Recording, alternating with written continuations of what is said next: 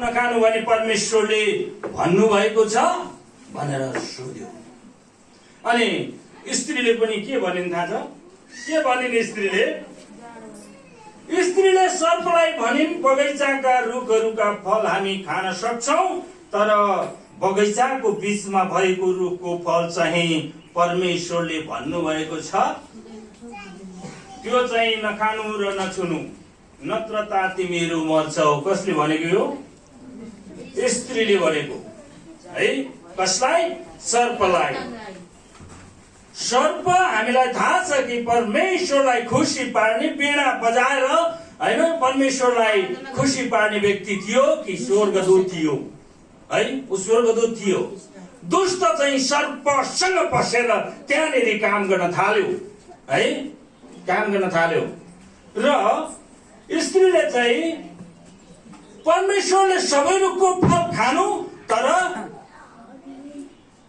एउटै फल नखानु, जुन चाहिँ बीचमा रोपिएको रुखको फल चाहिँ तिमीहरूले नखानु है।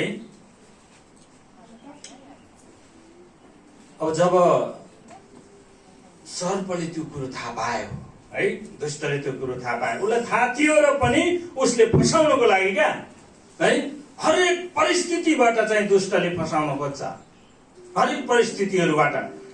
अनि उसलाई झन् बढी सजिलो र सहयोग पुग्यो क्या, उसलाई फसाउनको लागि है, उसलाई ढाल्नको लागि झन् सहयोग पुग्यो।